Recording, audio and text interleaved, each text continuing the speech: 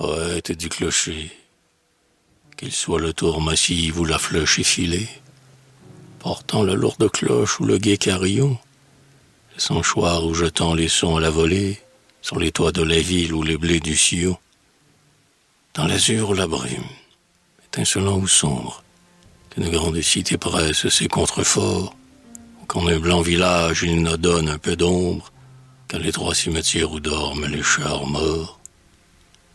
Qu'il s'étage en couronne ou s'arrondisse en dôme, ogival ou roman, normand ou bourguignon, qu'il bourdonne avec sens ou rêve avec Vendôme, riche ou pauvre, humble ou fier, glorieux ou sans nom. Surtout s'il est très vieux, croulant, une ruine, dressant tout un jardin sur ses murs de granit, fleuri, dans chaque joint tenant une racine, chantant, dans chaque fente abritant quelque nid. Aimons notre clocher, soyons frères des cloches, sachons en pénétrer les puissantes douceurs, et puis lançons nos voix, frappons l'écho des roches. Poète du clocher, sonnons comme nos sœurs. Le beffroi les retient, nous, dont le voile est libre, nous jetterons plus loin les notes dans les vents, que dans nos voix la leur se reconnaisse et vibre. Soyons leur voix errante au milieu des vivants.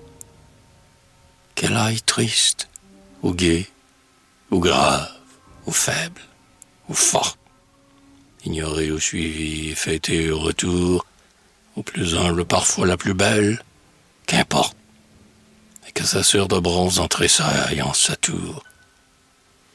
Aimons notre clocher, son ombre est la meilleure, seul point fixe pour nous du monde où nous errons. Voix du clocher natal, voix de la première heure, emportes-en l'écho partout où nous irons.